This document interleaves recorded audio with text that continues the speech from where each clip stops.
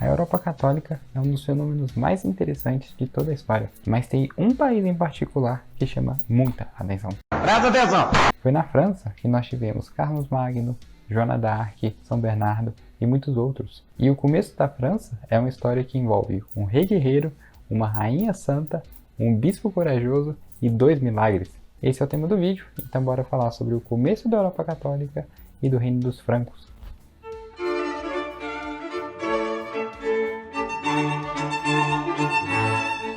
Quando o Império Romano caiu, vários reinos bárbaros foram surgindo dos lugares que pertenciam ao Antigo Império. E um desses primeiros reinos foi o Reino dos Francos, de onde surgiu a França.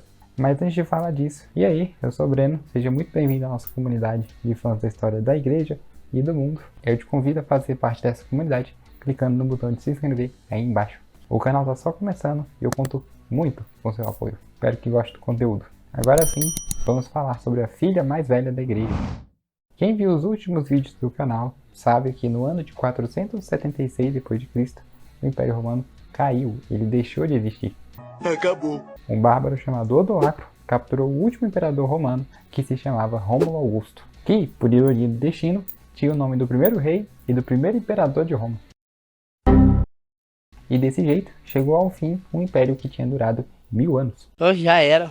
E no lugar desse império, várias tribos foram fundando seus reinos. Uma dessas tribos foi a dos francos, um povo muito guerreiro e muito unido pelos laços de família. De pouquinho em pouquinho, eles foram conquistando muito espaço e se fixando ali como um dos reinos mais estáveis. É impressionante. E por falar em estabilidade, naquela época a gente tinha uma instituição perfeitamente organizada e estabelecida. Era a Igreja Católica. As tribos que chegavam nas terras do Antigo Império não encontravam um grande vazio. Tinha pelo menos uma instituição de pé. A gente tinha os bispos, os monges, essa galera todinha chefiada pelo Papa, mantendo ali os serviços públicos, como educação, saúde, hospedaria e muitos outros. E por conta desse respeito, desse trabalho, dessa autoridade, as tribos enxergavam na igreja uma figura de autoridade. Bateu uma salva de palma aqui pro profissional.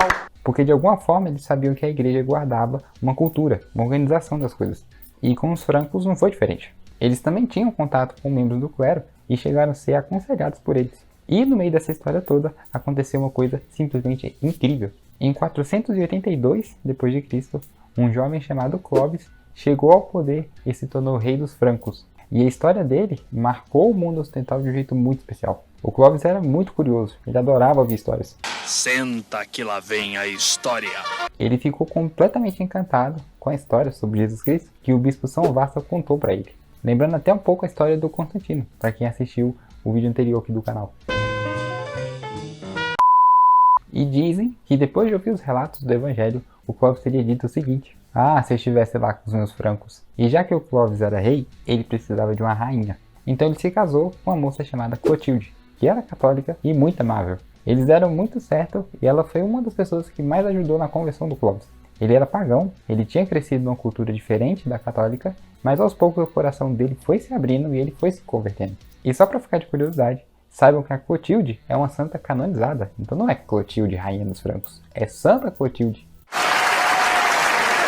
Mas a conversão mesmo do Clovis aconteceu durante uma batalha, bem parecido com o que aconteceu com Constantino. Para quem não viu essa história, é só conferir o vídeo anterior aqui do canal. O Clovis tinha arrumado uma confusão ali com uma outra tribo, a tribo dos Alamanos, e ele sentia que ele ia perder. Então ele começou a rezar para os deuses pagãos que ele conhecia, ou seja, aqueles da fé dele. Não, nada a ver, irmão. Só que nada resolvia, nada adiantava. Então ele pensou o seguinte: eu não tenho nada a perder, vou rezar então pro deus da Clotilde, vamos ver se ele me ajuda. Com certeza. E o resultado disso foi que o Clovis venceu a batalha, bem parecido com o caso do Constantino. Coincidência? Acho que não! E óbvio que para a conversão dele, também ajudou o fato dele ser aconselhado por um bispo muito competente, que era o bispo São Remígio. Ele foi um bispo santo muito inteligente e que ajudou o Clovis a entender um pouco da fé, explicava para ele. E finalmente, depois de tudo isso, o Clovis se converteu, aceitou a fé católica e aceitou também ser batizado.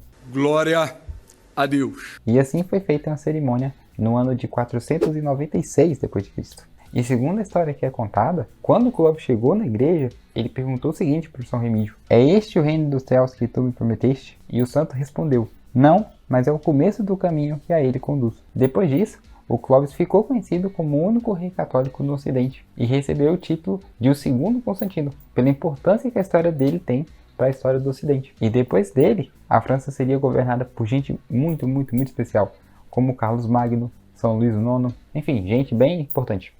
Caracas. E a quantidade de histórias fantásticas que a França deixou para o catolicismo é muito grande. E o que aconteceu com a França serve mais ou menos de exemplo para os casos dos outros países. Nós tivemos uma participação muito grande da Igreja na formação da Espanha, da Itália, da Alemanha, Inglaterra, enfim, os países que formam a Europa. E esse ano de 496 é uma das 10 datas que todo católico deveria conhecer, segundo esse livro aqui, da Jane Moxer, que eu já falei aqui no canal. Se você quiser adquirir a obra e conhecer as outras datas importantes para a história do catolicismo e para a história da civilização de uma maneira geral, é só clicar no primeiro link aí na descrição. Aqui no canal nós já falamos das 2 primeiras datas e você pode conferir esses episódios numa playlist que eu montei. E lembra que eu disse que a história da França começava com um rei, uma santa, um bispo santo e 2 milagres? Mas se você chegou até aqui, você sabe que eu não falei dos 2 milagres. E por que isso? Porque eu vou lançar um desafio. Se esse vídeo aqui chegar a 20 curtidas, eu faço um outro vídeo contando que milagres foram esses. Vai depender muito do meu humor.